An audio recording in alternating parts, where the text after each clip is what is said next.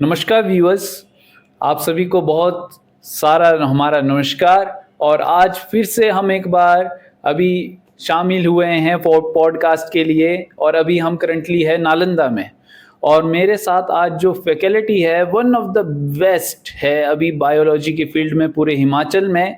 और जिनके बारे में मैं आपको जितना कहूँ उतना कम है।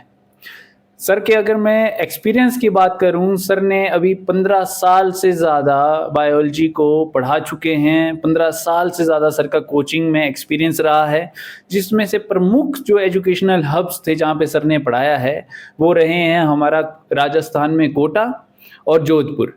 तो वहाँ पे सर ने काफ़ी समय तक पढ़ाया है। और साथ में हमीरपुर में विद्या मंदिर में सर एकेडमिक डायरेक्टर रहे हैं बायोलॉजी के। तो हाँ जी, मैं बात कर रहा हूँ मिस्टर आदर्श शेखर सिंह जी की, जो अभी करंटली नालंदा में बायोलॉजी के फैकल्टी है। तो आज सर हमारे साथ यहाँ पे आए हैं अपने बिजी शेड्यूल से टाइम निकाल के। तो thank you so much sir.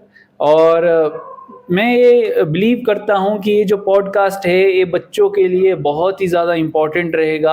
और ऐसे समय में ये पॉडकास्ट आ रहा है जबकि नीट के जो लीक होने की चर्चा है वो बहुत ही ज़्यादा अपनी चरम सीमाओं पे है। और कहीं ना कहीं वो बच्चों के साथ ठीक भी नहीं था। तो ये पॉडकास्ट बहुत ही ज़्यादा इम्पोर्टेंट रहने वाला है एस्पिरेंट्स के लिए, नीट एस्पिरेंट्स के लिए। तो thank you so much sir, आप आज यहाँ पे आए और आपने अपने बिजी शेड्यूल से टाइम निकाला इस पॉडकास्ट के लिए। तो चलिए हम शुरू करते हैं अपने क्वेश्चंस का सिलसिला। तो जैसे कि सर अब जो नीट अपने आप में एक फील्ड है, बहुत एक तरह से डीप पेपर है, बड़ा पेपर है मेडिकल फील्ड का। अब कोई बच्चा इसकी तैयारी कर रहा है, तो जब बच्चा तैयारी करता है तो बच्चे को हमेशा ये रहता है कि मैं कौन सा स्टडी मटेरियल प्रेफर करूं, कौन सा स्टडी मटेरियल मेरे लिए पर्याप्त रहेगा। क्या एनसीईआरटी ही मुझे पढ़नी चाहिए या इसके अलावा भी कोई और चीज़ें जो उसे फॉलो करनी चाहिए? तो आप प्लीज़ इसके बारे में बताएं sir. Thank you so much sir, आपने मुझे इस अवसर के लिए आज आमंत्रित किया है यहाँ पर। स्पेशली मैं अपनी संस्थान के जो हमारे एमडी हैं डॉक्टर निरंजन सर को बहुत उनका तहे दिल से मैं शुक्रिया अदा करता हूँ कि हिमाचल या आप कह सकते हैं कि नॉर्दर्न इंडिया में ये पहली एक पहल होगी जिसके अंतर्गत हम बच्चों के साथ आज एज अ नीट मेंटर की फॉर्म में हम यहाँ अवेलेबल हुए हैं, ताकि उनके आने वाले फ्यूचर के लिए हम थोड़ा उन्हें गाइड कर सकें, मोटिवेट कर सकें। क्योंकि आप जानते हैं कि +2 के बाद, 12th के बाद ये सबसे इम्पोर्टेंट एक हमारी फील्ड है जिसमें नीट के बच्चों को हमें मोटिवेट करना बहुत ज़रूरी है। और जैसे कि आपने हमें आज पहला एक जो मेरे लिए इम्पोर्टेंट क्वेश्चन आपने मुझसे पूछा है कि हमारे लिए एनसीईआरटी की क्या इंपॉर्टेंस है। अगर मैं उस रिगार्डिंग में बात करूं तो अगर आप नीट के एग्ज़ाम को लेके चलते हैं तो जो नीट का एग्ज़ाम है वो प्योरली बेस्ड होता है एनसीईआरटी, और ये इंडिया का पहला फर्स्ट ऐसा कॉम्पिटिटिव एग्जाम है जिसके अंदर सारा का सारा जो सिलेबस है वो पहले से वेल डिफाइंड है कि हमने एनसीईआरटी के थ्रू ही लेना है। तो मैं बच्चों से क्लासरूम में भी यही डिस्कस करता हूँ कि आप क्लासरूम टीचिंग को फॉलो तो करें साथ में घर पे जाके आपने एनसीईआरटी को रिवाइज करना ही करना है। आप रात को 12 बजे अगले नेक्स्ट डे शुरू होने से पहले पहले जो प्रीवियस डे में आपने जो भी काम किया हुआ है उसे पूरा रिवाइज करें और एनसीईआरटी को एक बार आपने रीडिंग देनी है। तो जो बहुत ज़्यादा इम्पॉर्टेंट है, क्योंकि आज के टाइम में मैं अगर बात करूं बिफोर कोरोना क्या होता था, पहले हमारे पास एग्ज़ाम के अंदर टोटल जो हमारे 180 क्वेश्चन आते हैं उसमें से आप ये मान के चलें कि 20 से या 18% तक जो क्वेश्चन होते थे वो आउट ऑफ सिलेबस आते थे। बट आफ्टर कोरोना क्या हो गया, सिलेबस भी डिडक्ट हो गया, हमारा रिड्यूस हो गया है। और अब जो क्वेश्चन पेपर का जो पैटर्न है वो फॉलो कर रहा है एनसीईआरटी को अप टू 95 to 98%। तो इस बिहाफ पे बच्चे को पूरा का पूरा जो है एनसीईआरटी बेस होना चाहिए, बहुत ज़रूरी है। Thank you sir. बिल्कुल। तो जैसे कि आपने सर बहुत ही शानदार तरीके से बताया कि एनसीईआरटी ही एक तरह से मूल आधार है। अगर किसी भी बच्चे को नीट करना तो एनसीईआरटी को बच्चा इग्नोर ना करें, और एनसीईआरटी से ही फिर वो रेफरेंस बुक्स की तरफ जा सकता है। अब जो सबसे, जैसे मेरा भी मेडिकल फील्ड रहा था सर, और जब मैं +1 में आया तो सबसे ज़्यादा मेरी और मेरे फ्रेंड्स की दिक्कत ये रहती थी कि जो टर्मिनोलॉजीज है या कोई प्रोसेसेस है या कोई टर्म्स है, बायोलॉजी के फील्ड में कई टर्मिनोलॉजीज बहुत बड़ी बड़ी होती है और बहुत सारी ऐसी टर्मिनोलॉजीज याद करना मुश्किल रहता है। तो इसकी क्या कोई ट्रिक है? क्योंकि जब नीट के बारे में हम बात कर रहे हैं तो ऐसी टर्मिनोलॉजीज को हमें याद रखना ही पड़ेगा। बिल्कुल सर। तो बहुत बड़े बड़े नाम भी होते हैं कई टर्म्स के, तो उन्हें कैसे याद रखा जा सकता है, या कोई ट्रिक्स है, या क्या मंत्र आप बच्चों को देना चाहते हैं इसके रिगार्डिंग? जी सर, जैसे कि आपने टर्मिनोलॉजी के रिगार्डिंग जो हमसे से क्वेश्चन पूछा है, उसमें अगर मैं आपको बताना चाहूँ तो बायो के अंदर अगर मैं स्पेसिफिकली बात कर रहा हूँ, तो हम निमोनिक्स का बहुत यूज़ करते हैं। निमोनिक्स में ये बच्चे को थोड़ा-सा हेल्प हो जाता है अपने आप को रिकॉल करने का, क्योंकि आपके पास मैक्सिमम जो एनसीईआरटी में जो क्वेश्चन होते हैं, वो एग्ज़ाम्पल बेस्ड होते हैं। तो उसमें जो टर्म्स होती हैं, बहुत टिपिकल होती हैं। तो अगर आप निमोनिक्स का यूज़ करेंगे, तो बहुत ज़्यादा बेनिफिट होगा। फॉर एग्ज़ाम्पल जैसे मैं आपको बात करूँ, जैसे हमारे पास एक टॉपिक आता है जैसे एल्गी, और एल्गी के अंदर अगर हम डिफरेंट उसमें जाएंगे तो हमें डिफाइन करना पड़ेगा कि पर्टिकुलर जैसे क्लोरोफाइसी है या फियोफाइसी है, आप उसके एग्जांपल कैसे याद रखें। तो जो छोटा सा मैं एक निमोनिक्स आपको देता हूँ, जैसे कि दीदी लाई साग फोकट में, तो अगर आप ऐसे निमोनिक्स याद करेंगे तो आप इजीली आप उसके एग्जांपल्स को याद कर सकते हो। दीदी से डिक्टोरस पर बन जाएगा, लाई से लाइकोपस बन जाएगा, है ना। तो इस तरीके से बहुत सारे ऐसे निमोनिक्स होते हैं। जैसे राम होता है, हम वैसे राम भगवान को भी बोलते हैं, और राम से हमारे पास रूट एपिकल मेरिस्टम तैयार होता है। एक होता है शाम, तो SA उसमें आता है M, तो शूट एपिकल मेरिस्टम। तो इस तरीके से जब आप निमोनिक्स का यूटिलाइजेशन करते हैं तो जो टर्मिनोलॉजी है बहुत ईजी हो जाती है, और वो उसे रिकॉल करने में आपको ईजीनेस रहती है। जी जी बिल्कुल बिल्कुल सर, निमोनिक्स अपने आप में बहुत कमाल की चीज़ है, और बिल्कुल सही कहा आपने। अगर मुझे भी अपने टाइम में चीज़ पता होता कि दीदी साग लाई फोकट में, तो शायद मैं भी एलिके को अच्छे से याद रख पाता। तो अच्छा, तो दूसरी बात है कि बायोलॉजी को हम इमेजिन नहीं कर सकते हैं विदाउट डायग्राम्स और विदाउट एनी फ्लो चार्ट्स। अब वो कितना इम्पोर्टेंस रखते हैं? अब जैसे हार्ट अगर हमने समझना है तो उसके डायग्राम से ही हम समझ पाएंगे ज़्यादा से ज़्यादा हार्ट को। तो जो विजुअलाइजेशन है, क्या वो नीट में पूछी जाती है? डायग्राम्स भी नीट में आते हैं? और अगर कोई बच्चा डायग्राम्स पे ध्यान नहीं देता है तो आपका उनके लिए क्या सजेशन है? सर, ये आपने बहुत ही अच्छा एक बहुत इंपॉर्टेंट क्वेश्चन पिक किया है।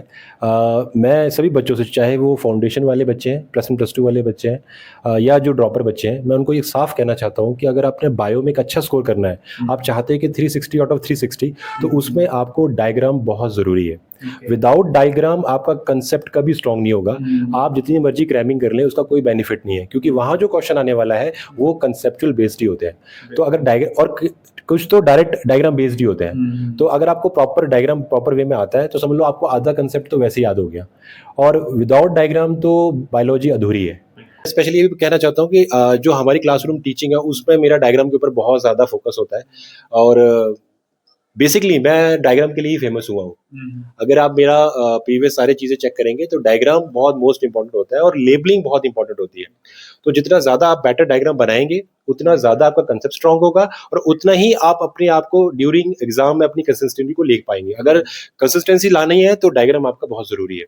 तो लेबल डायग्राम आप बार बार प्रैक्टिस करें, घर पे आप एक्स्ट्रा एक कॉपी लगाएं, जिसपे दिन में जो आपने डायग्राम क्लासरूम में बनाया है उसे घर जाके एक बार दोबारा रिवाइज करें। अगर आप ऐसा करते हैं तो ऑब्वियसली आपको बहुत ज़्यादा बेनिफिट होने वाला है ड्यूरिंग जब आप PYQ करेंगे। जी जी बिल्कुल बिल्कुल सर, मैं अग्री करता हूँ इस बात से कि जैसे आपने कहा कि डायग्राम्स बहुत इंपॉर्टेंट है। अगर वो पूरी विजुअलाइजेशन हमारे माइंड में है तो कहीं ना कहीं हमें वो पूरी छवि याद आएगी कि हार्ट के बारे में पूछा तो हार्ट कैसा है, कौन सी चीज़ कहाँ पे है, तो वो हमारा क्वेश्चन सॉल्व हो जाएगा। और दूसरी बात मैं ये भी बताना चाहूँगा अपने दर्शकों को कि जो आदर्श सर है, इनकी क्लास अक्सर मैंने देखी है, तो जो बोर्ड होता है वो अति सुंदर होता है। जो डायग्राम्स बने होते हैं अलग अलग स्केचेस से, अलग अलग कलर से सर ने मेंशन किया होता है, तो मतलब इतना सुंदर बोर्ड होता है, तभी बच्चों को पढ़ने में भी मज़ा आता है। बिल्कुल बिल्कुल। तो अब जैसे हमने डायग्राम्स के बारे में बात की सर, की डायग्राम्स बच्चे को आने चाहिए, कितना ध्यान देना चाहिए, साथ में अब मैं आपसे ये पूछना चाहता हूँ कि जैसे आपको 15 साल से ज़्यादा ही हो गए लगभग इस फील्ड में, तो आपसे बेहतर और कोई नहीं बता पाएगा कि जो बच्चा है वो नीट में सिली मिस्टेक्स कहाँ पे करता है। क्या कोई ऐसा सेक्शन है जहाँ पे आपने मेजॉरिटी ऑफ बच्चों को देखा कि वहीं पे वो सिली मिस्टेक कर रहा है, और क्यों कर रहा है, और उस सिली मिस्टेक से कैसे बचे जा सके? सर, जैसे बहुत अच्छा अपना क्वेश्चन ये भी अच्छा राइज किया आपने कि सिली मिस्टेक्स क्यों हो रही है। और स्पेशली अगर मैं बायो का हूँ, मेंटर हूँ, तो मैं बायोलॉजी में अगर मैं बात करूँ तो बच्चे ओवर कॉन्फिडेंस हो जाते हैं रिगार्डिंग बायो को लेके कि बायो तो मुझे आती है। ये एक अच्छी बात है, अपने आप को मोटिवेट रखना बहुत इंपॉर्टेंट होता है, बट विद डिसिप्लिन। तो अगर मैं बायो के केस में बात करूँ तो बच्चे ओवर कॉन्फिडेंस होते हैं, बायो तो हमें आती है, तो वो ट्राई करते हैं कि हम लास्ट जैसे में उसको रिवाइज करेंगे। और पर प्रॉब्लम ये है कि बायो के अंदर हमें स्कोर ज़्यादा करना है, वो सबसे स्कोरिंग पार्ट है, और अगर आप उसको रिवीजन पे नहीं डालेंगे तो वो सारा आपका खराब हो जाएगा। और एक बार बायो में कॉन्फिडेंस आपका लो हो गया तो आपकी केमिस्ट्री और फिजिक्स भी खराब हो जाती है। और बच्चों को मैं क्लास में भी यही बोलता हूँ कि जब भी आप पेपर सॉल्व करें, ड्यूरिंग आप जब अपना मॉक दे रहे हैं या आप अपनी टेस्ट सीरीज दे रहे हैं, तो सबसे पहले आप बायो को ही स्टार्ट करें। और बायो के और नॉर्मल चाहे बायो, फिजिक्स हो, केमिस्ट्री हो, स्टार्टिंग आपने बायो से करनी है, बट जैसे आपके 20 से 25 क्वेश्चन हो जाते हैं उसको आप बबल कर दें फटाफट साथ साथ में, क्योंकि अगर आप लास्ट में करेंगे तो टाइमिंग का भी थोड़ा कई बार पंगा पड़ जाता है। तो आप कंटिन्यू वे में करते रहें। दूसरा ये कि अगर आपके पास, जैसे आप बात करें बायोलॉजी केस में, तो उसमें बच्चा ओवर कॉन्फिडेंस हो गया है, प्लस वो रिवीजन नहीं दे रहा है। अगर आप चाहते हैं 360 ओवर 360, तो उसमें आपको पर चैप्टर के लिए एटलीस्ट आपको 9 से 10 बार रिवीजन देना ही पड़ेगा। एक चैप्टर को, पर चैप्टर को आपको 9 से 10 बार रिवाइज करना पड़ेगा बायो के केस में, जिसमें साथ में आपका टॉपिक वाइज पीवाईक्यू और चैप्टर वाइज पीवाईक्यू पर आपको पूरा जोर देना पड़ेगा। जब आप कंटिन्यूअसली ऐसा काम करेंगे तो एक कॉन्फिडेंस बिल्ड होगा, और जब वो जो कॉन्फिडेंस होगा वो ओवर कॉन्फिडेंस से बेटर होगा, तो आप बहुत बेटर काम कर पाएंगे और रिजल्ट भी अच्छे आएंगे। Thank you. बिल्कुल सर। जैसे आपने बिल्कुल अच्छे से बताया कि सर कि बच्चे अक्सर बायो को इजी समझ के चलते हैं कि हम तो बायो कर लेंगे, पर सिर्फ बायो करना नहीं है। मेरा जो मानना है कि जैसे 360 मार्क्स है बायो के, तो 360 में से गोल ये नहीं होना चाहिए कि 300 आ जाए। एटलीस्ट आप 350 से 360 के बीच में लाई करो, तभी फायदा है। तो तब मैं कहूँगा कि बायो किसी बच्चे की अच्छी है जी। तो अब जैसे कि सर सिली मिस्टेक्स के बारे में हमने बात की, तो 360 मार्क्स के बारे में भी हमने बात की। तो अब आप ये बताइए कि जो मंत्र है एक तरह से 360 में से 360 या हाई स्कोर कैसे ला पाए बच्चा बायो में? सर देखिए, जैसे अगर हम 360 की रिगार्डिंग अगर हम बात करें कि बच्चा कैसे स्कोर कर सकता है 360, उसका सबसे बड़ा पहला मैंने आपको पैटर्न बताया कि रिवीजन पे बहुत जोर देना है।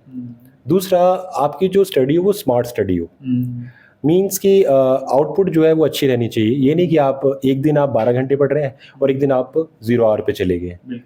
तो उसमें कंसिस्टेंसी, डिसिप्लिन बहुत इंपॉर्टेंट है कि आप डेली रूटीन पे सेम टाइमिंग उसको दे रहे हैं। अगर आपके अंदर ये रूटीन प्रॉपर रहेगा तो रिजल्ट आपके बेटर रहेंगे। प्लस आपको जो भी आपको, जब आप किसी चैप्टर को करते हैं तो कोई अगर आपको लगता है प्रॉब्लम आ रहा है, उसको आप अलग से नोट करें। जब भी आपका मॉक टेस्ट हो, टेस्ट सीरीज के दिन आप हमेशा अपने टीचर से डाउट लें। बच्चे स्किप कर देते हैं, फिर स्किप करेंगे तो वो क्वेश्चन आपको नहीं आएगा। आप उसे नोट करें, अपने टीचर से उसे क्लियर करें कि मेरा ये जो मेरा क्वेश्चन था वो मुझे नहीं क्लियर हो रहा है। तो क्वेश्चन पेपर होने के बाद उसका एनालिसिस बहुत इंपॉर्टेंट है। अगर आप एनालिसिस नहीं कर रहे हैं तो मीन्स आप पेपर से बाहर ही हो गए हैं, क्योंकि अगर आप चाहते हो कि मैं एक अच्छे हाई स्कोरर के क्वालिटी के बीच में काउंट होना शुरू हूँ, तो उसके लिए आपको एनालिसिस करना बहुत जरूरी है। दूसरा, आप कभी भी अपना कंपैरेटिव दूसरे से ना करें, क्योंकि आप जितना ज्यादा कंपैरिजन करेंगे तो आप नेगेटिव होते चले जाएंगे। तो आप जब भी पेपर देके आए, कंपैरिजन ना करें, पॉजिटिव रहें और पेपर का एनालिसिस करें प्रॉपर वे में। अगर आप ऐसी स्ट्रेटेजीज करेंगे तो आपका जो स्कोर है वो डे बाय डे बढ़ेगा। कंसिस्टेंसी बहुत जरूरी है। कई बार होता है स्टार्टिंग में क्योंकि हम डेली आजकल मोटिवेशनल वीडियोस देखते हैं, तो हम 1-2 दिन मोटिवेट होते हैं, लेकिन डिसिप्लिन साथ में नहीं चलाते। तो अगर आपको मोटिवेशन के साथ साथ डिसिप्लिन को भी अगर आपने ऐड ऑन कर लिया तो ये स्कोर आपको इजीली मिल जाएगा, है ना। और खासकर बायो के केस में, क्योंकि बायो आपको कॉन्फिडेंस देती है, प्लस आपका सिलेक्शन भी श्योर करती है। मैं कई बार बच्चों को बोलता हूँ कि अगर बायो में आपका स्कोर अच्छा आ गया तो सिलेक्शन निश्चित है, प्लस अगर आपने फिजिक्स में अच्छा कर लिया तो आपको एक बेटर कॉलेज आसान से मिल सकता है, कोई इशू नहीं आएगा आपको। जी बिल्कुल सर, बहुत ही अच्छा जवाब था आपका।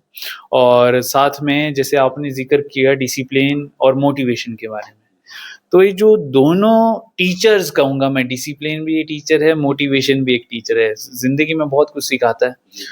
तो जो बच्चे हैं उनको आप ज़रा थोड़ा संक्षिप्त में बताइए डिसिप्लिन और मोटिवेशन की इम्पोर्टेंस क्या है हमारी लाइफ में, एक नीट के एस्पिरेंट की लाइफ में, और जो कंसिस्टेंट मोटिवेशन होती है। जैसे एक दिन तो बच्चे ने मोटिवेशन ले ली, अब इंस्टाग्राम में भी रील स्क्रॉल कर रहा है तो वहाँ पे कई सारी मोटिवेशन है, तो एक दिन बच्चे को लगा कि कल तो मैं बहुत ज़्यादा पढ़ लूँगा, पर वो मोटिवेशन ग्रेजुअली क्या होती है, डिक्रीज होने लगती है। तो एक कंसिस्टेंट मोटिवेशन, कि मोटिवेशन अंदर से ही आए और डेली वही लेवल पे आए, और डिसिप्लिन कैसे मेंटेन किया जा सके। सर जैसे हम बात कर रहे हैं, दो चीज़ें हमारे लिए बड़ी इंपॉर्टेंट है। बच्चे को अगर काम करना है, आपने टारगेट अपना सेट कर लिया है कि मुझे नीट चाहिए, इसके लिए सबसे पहले है मोटिवेशन, और मोटिवेशन बाहर से नहीं अंदर से ही आएगी।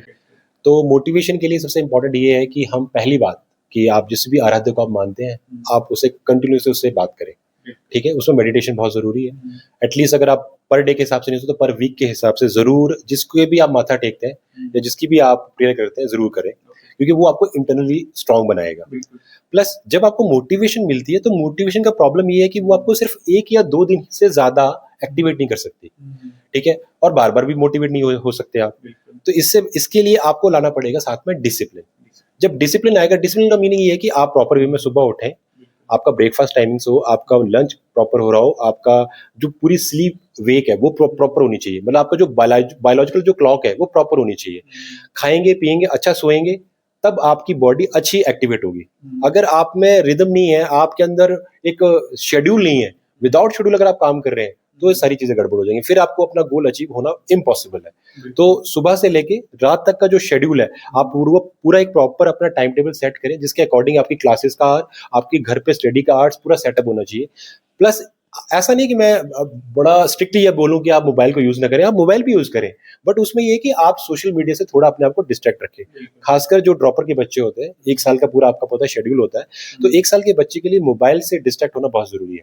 तो आप उसे थोड़ा अवॉइड करें, उसे एकदम निगलेक्ट ना करें, क्योंकि आपको करंट में क्या चल रहा है, सराउंडिंग में क्या चल रहा है, वो थोड़ा नॉलेज होना चाहिए, ठीक है। तो स्मार्ट वे में उसको आप यूटिलाइज करें। प्लस ज्यादा काम आप ऑफलाइन पे करें, कि जो भी आपकी क्लास आर्ट्स के अंदर, जो टीचिंग के अंदर जो हो रहा है, उससे आप कंसीडर करते रहें। और जैसे आपको टीचर बोल रहा है, जब आपको बोला गया कि आपने इस दिन तक आपने ये डीबीपी कंप्लीट करनी है, वो जरूर करें, क्योंकि जितना ज्यादा बैकलॉग होता जाएगा, आपके लेक्चर जितने ज्यादा बैकलॉग में चले जाएंगे, आपका होमवर्क जितना बैकलॉग में चला जाएगा, फिर आप उस चीज से ओवरकम नहीं कर पाएंगे। फिर कोई भी आपके पास रूटीन, उसमें फिर आपको एक्स्ट्रा टाइम देना पड़ेगा, और वो बहुत मुश्किल है। तो इसीलिए डिसिप्लिन वे में एक पूरा अपना टाइम टेबल सेट करें, जिसमें मॉर्निंग से लेके रात तक आपका पूरा एक मेंशन होना चाहिए। जैसे जो हम खासकर अपने बच्चों को बताते हैं भी ऑफलाइन, तो चलिए इतना हम, क्योंकि इतना डिटेल में जा नहीं सकते हैं, लेकिन फिर भी जो एक पैटर्न होता है उस वे को आप फॉलो करेंगे, तो ये आपको सारी चीजें इजीली मिल सकती हैं। जी, थैंक यू। बिल्कुल सर, आपने बिल्कुल सच कहा है कि एक रिदम होना बहुत ज़रूरी है। अगर हम किसी चीज़ को एम कर रहे हैं, तो एक रिदम होना ज़रूरी है, उसके प्रति एक डिसिप्लिन होना ज़रूरी है, और वो एक प्रॉपर शेड्यूल, एक प्रॉपर टाइम टेबल बना के आप कर सकते हैं। बिल्कुल। तो अब जैसे सर, आपने अपने 15 साल के इस टीचिंग एक्सपीरियंस में काफ़ी सारे बच्चे देख लिए जी, काफ़ी सारे बच्चों को आपने इवैल्यूएट किया, पढ़ाया, गाइड किया, मेंटर किया। तो आप मुझे ये बताइए कि जो बच्चे की सिलेक्शन होती है, जो स्टूडेंट सिलेक्शन कर रहा है, ले रहा है, या अच्छे मेडिकल कॉलेज में जा रहा है, वो पढ़ाई कैसे करते हैं, या उनमें कोई कॉमन चीज़ होती है? एक कोई कॉमन चीज़ जो आपने देखी हो कि ये बच्चे में है, तो ये शायद जाएगा ही जाएगा, नीट क्रैक करेगा ही करेगा। या इसको हम ऐसे भी फ्रेम कर सकते हैं कि वो उनके पढ़ने का तरीका क्या रहता है, उन टॉपर्स का। सर जैसे कि मैंने पहले भी आपको बताया, अगर मैं एक ऐसे स्टूडेंट की बात करूं जो जिनका नीट में सिलेक्शन हुआ है, इतने 15 साल के एक्सपीरियंस पर अगर मैं बात करूं, उन बच्चों को मैंने बड़ा क्लोजली ऑब्जर्व किया है। कई बार हम शाम को, मैंने नाइट क्लासेस भी ली हैं बच्चों की, हम उनके रूम्स में भी जाके उनके साथ डिस्कस करते थे। जब बड़ा लो फील कर रहे हैं हमने, तब भी उनको प्रोटेक्शन दी है, उनको सपोर्ट किया है मॉरली, मेंटली। उस बिहाफ पे अगर मैं बात करूं, तो जो बच्चा लगातार कंसिस्टेंट फॉर्म में पढ़ रहा है, वो गैप नहीं दे रहा, उसे बर्थडे विश नहीं करना, उसे किसी की फंक्शन में सेलिब्रेट नहीं करना है ना, कि आज मेरे फादर की एनिवर्सरी, आज मुझे घर में ये फंक्शन है, या मेरे आज मेरे मामा जी की शादी है, उसे कोई मतलब नहीं, वो अंडरग्राउंड हो गया है। और इस पूरे वन ईयर के जो प्रोसेस के अंदर, वो जब इन सारी सोशल एक्टिविटी से अपने आप को अलग कर लेता है, और एक पूरे पैटर्न के हिसाब से चलता है, कि उसको पता है कि आज मैंने पूरा दिन मैंने अपना काम किया है, और शाम को मैंने इतने पी, क्योंकि आपको पता है, जैसे मैं अगर बायो के केस में बात करूं, तो टोटल हमारे पास 32 चैप्टर है। तो अगर आप पर चैप्टर के ऑलमोस्ट, मतलब मिनिमम टू मिनिमम 200 क्वेश्चन अगर आप लगा लेते हैं, और साथ में आप उसमें एटलीस्ट 9 टाइम्स आप पर चैप्टर का रिवीजन करते हैं, तो कोई श्योरिटी, आप तो इजीली आप सिलेक्ट हो रहे हो, कोई रोक ही नहीं सकता आपको। मतलब कोई ट्राई भी कर रहा होगा ना, वो भी फेल हो जाएगा आपके आगे, मतलब आपने सिलेक्ट होना ही होना है। तो इसमें सबसे बड़ी चीज मैं बच्चों को ये बोलता हूँ हमेशा कि अपने टीचर्स का और अपने पेरेंट्स का हमेशा रिगार्ड करें और हमेशा उनकी कनेक्शन में रहें, उनके साथ हम हर टाइम कनेक्ट रहें कि कोई भी प्रॉब्लम आ रही है आप इजीली उनसे शेयर करें, क्योंकि अगर आप अपने अंदर रखेंगे तो फिर चीजें खराब हो जाती है ना। तो आप लगातार उनसे कनेक्शन में रहें। तो ऐसे बच्चे मैंने देखा है जो बहुत ज्यादा एक्टिव होते हैं और डेली बेसिस पर अपने टीचर्स अपने पेरेंट्स के साथ कनेक्ट रहते हैं, है ना। क्योंकि देखो इसमें ये भी होता है, कुछ चीजें ऐसी भी होती हैं कि अप एंड डाउन आते हैं, हेल्थ इश्यूज आ सकते हैं या मेंटल स्ट्रेस आ सकता है। तो आप अगर अपने पेरेंट्स या अपने टीचर या आप जैसे जो हेड जो होते हैं उनके साथ अगर वो इजीली अगर कनेक्ट हो पाएंगे तो वो इजीली अपनी सारी चीज़ों को शेयर कर सकते हैं, है ना। कई बार होता है कि बच्चा अपने किसी पर्टिकुलर टीचर से थोड़ा डरता है ना, उसके ऊपर ओपन नहीं हो पाता है।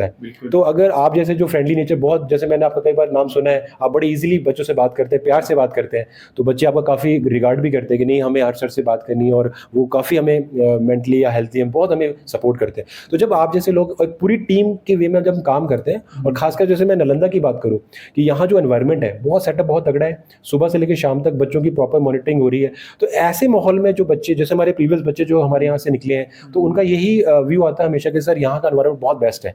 और खासकर हम कुल्लू जैसी जगह में, तो कुल्लू का तो एनवायरनमेंट आपको पता है वैसे ही बहुत बेस्ट है, ठीक है। तो वो सारी चीज़ें बच्चे को और ज़्यादा मोटिवेट करती हैं और वो बच्चा ईजिली स्कोर कर लेता है, राइट। बिल्कुल सर, जी बिल्कुल सर, ये आपने बहुत अच्छी बात कही और थैंक यू भी कहूँगा मैं, आपने मेरा जिक्र किया। तो जो भी है नालंदा में हम जैसे भी ये टीम की तरह काम कर रहे हैं और सिर्फ बच्चों के लिए काम कर रहे हैं। हमारी जो प्रायोरिटी है वो है स्टूडेंट्स, आप लोग हो।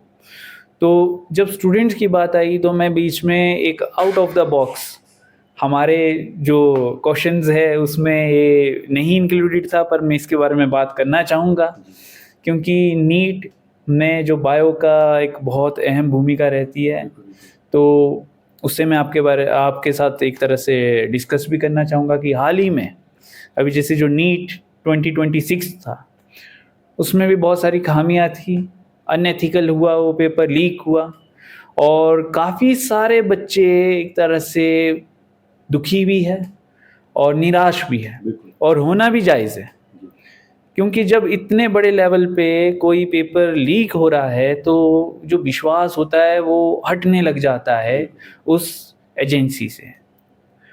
तो इसके बारे में आप क्या कहना चाहेंगे सर, जो भी ये आजकल हो रहा है? और आप जो बच्चे इस पॉडकास्ट को देख रहे हैं, पेरेंट्स इस पॉडकास्ट को देख रहे हैं, उनको आप क्या संदेश देना चाहेंगे कि अभी वो क्या कर सकते हैं, कैसे बाउंस बैक कर सकते हैं सिचुएशन से, और क्या करना चाहिए, क्या बच्चे को नहीं करना चाहिए? जी।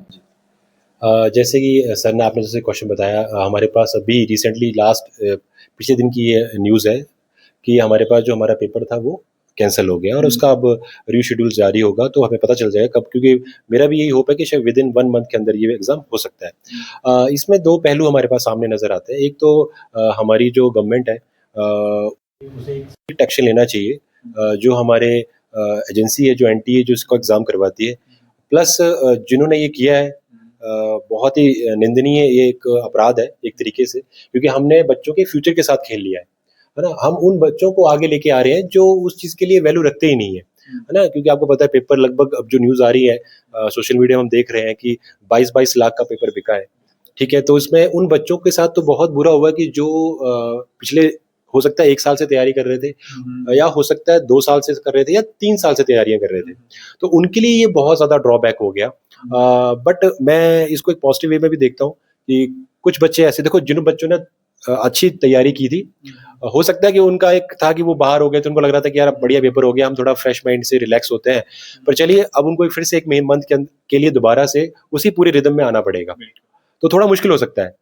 बट जो बच्चों का थोड़ा वीक पॉइंट रह गया था कि स्कोरिंग कट ऑफ के आसपास थे या थोड़ा रह गए थे, या जिनको कोई मेडिकल इशू हो गया था, या हो सकता है कि ट्रैवलिंग में कोई इशू रहा हो, ट्रैफिक में रह गए और नहीं वो सेंटर तक पहुंच पाए टाइमिंग से, तो उनके पास एक दोबारा एक मौका फिर से आया है। तो लेकिन हाँ, ये बात आपकी सही जायज़ है कि ये जो हुआ है मतलब बच्चों के साथ बहुत बुरा हुआ है, क्योंकि पेरेंट्स भी इस चीज़ के अंदर इन्वॉल्व होते हुए वो भी सर्वाइव कर रहे हैं, जो कैंडिडेट एस्पिरेंट होता है नीट का वो तो कर ही रहा है, और साथ में टीचर्स भी, क्योंकि बच्चे के साथ साथ टीचर भी पूरा साल भर मेहनत करते हैं और वो भी इसी दिन का वेट करते हैं जैसे सभी जितने भी कोचिंग सेंटर है सभी ने अपने अपने रिजल्ट एक्सपेक्टेड स्कोर्स अपने मेंशन कर दिए थे कि हमारे बच्चे का इतना आ रहा है इतना आ रहा है, तो वो सारा मोरल जो होता है वो डाउन हो जाता है और बच्चा फिर इस फील्ड में आने से भी डरता है। बट मैं एक बात ये कहना चाहता हूँ कि बेटा डरो मत।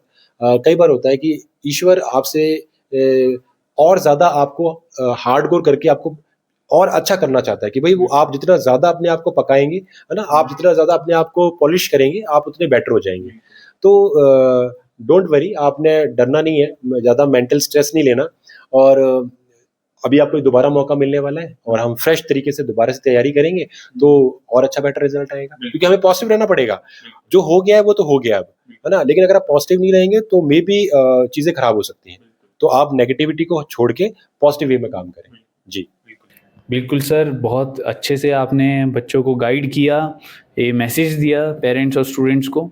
इवन मैं भी कहना चाहूँगा कि हमें हर एक चीज़ में एक पॉजिटिव आउटकम तलाश करना चाहिए। एक पॉजिटिविटी हमें हर एक चीज़ में ढूंढनी चाहिए।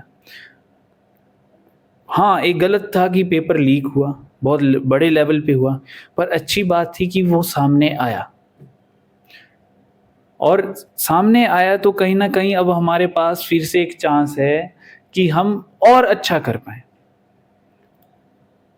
कई बच्चों का पेपर अच्छा गया होगा, काफ़ी अच्छा गया होगा, पर जो मेहनत करता है, मेहनत कभी व्यर्थ नहीं जाती। और नालंदा आप लोगों के साथ हमेशा है, हमारी शानदार फैकल्टी आपके साथ हमेशा खड़ी है, हम सब आपके साथ हैं, नालंदा टीम आपके साथ है बच्चों। और जो भी होगा, जैसा भी होगा, हम हर एक परिस्थिति में आपके साथ खड़े हैं और इस सफ़र में हम आपके साथ हैं। तो कभी भी किसी बच्चे को कोई भी नीड महसूस हो तो जैसे सर ने कहा कि अभी 1 मंथ या 1.5 मंथ में कहीं ना कहीं पेपर का शेड्यूल फिर से जारी हो सकता है, रीनीट फिर से हो सकता है। तो उस बीच आप अपने आप को और पॉलिश करें, अपने आप पे और मेहनत करें, और जो मेहनत करता है उसकी मेहनत को कोई नहीं रोक सकता। तो बाकी thank you so much sir, आप इस पॉडकास्ट में हमारे साथ बने, और ये हमारे लिए भी और मेरे लिए भी बहुत एक तरह से गर्व की बात है कि आप जैसे फैकल्टी मेंबर्स नालंदा में पढ़ा रहे हैं। कुल्लू के बच्चों को बहुत शानदार एक तरह से फैकल्टी यहाँ पे मिल रही है, पढ़ाई मिल रही है। तो thank you so much sir, आप इस पॉडकास्ट में हमारे साथ बने, और आगे भी हम चाहेंगे कि आप ऐसे और शानदार पॉडकास्ट में शामिल हो और बच्चों और पेरेंट्स के लिए मैसेजेस देते रहें। Thank you so much sir, thank you so much sir.